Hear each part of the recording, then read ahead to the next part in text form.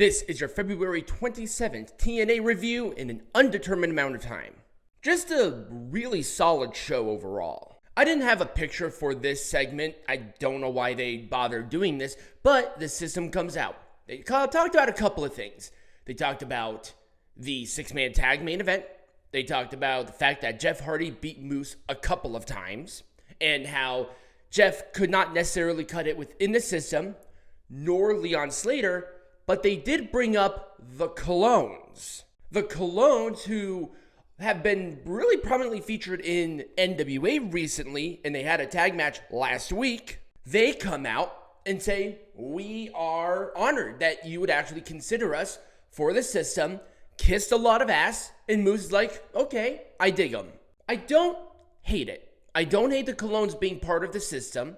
And I hope that we actually see more NWA and TNA partnerships, especially with something like the system. How about we have off branches of this group in different smaller promotions? TNA, NWA, some of the NWA territories. It would be a really interesting direction.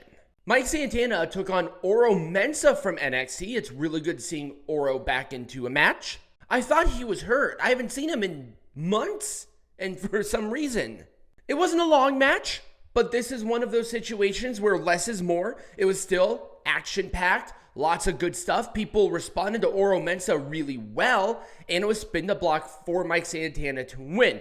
Oro wasn't buried. Mike Santana picks up a much-needed win. He's getting that momentum for the Mustafa Ali program. It's all good to go here. Steve Maclin took on Navarro, and once again, a fun match. Nothing out of the ordinary, not Shawn Michaels Undertaker WrestleMania good, but it was exactly what it needed to be for TNA. Sometimes it's a little off-putting that Navarro especially eats all of these pins where First Class are trying to get a tag team champion opportunity, but you know that he wasn't going to beat Steve Maclin. Maclin is really starting to pick up this babyface momentum even faster since leaving Eric Young. And Eric Young being a heel, it looks like he and Northern Armory are still trying to recruit Maclin.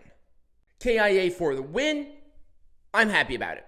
Tessa Blanchard actually wrestled. It's so weird that some crowds are, she's a racist and all of this nonsense, and then others were like, we don't care. Which really leads into the fact that at this point, because Tessa did everything that she could after what happened, like exactly how it should be, people still complain about her. So they're like, okay, well, these are the vocal minority. Who cares?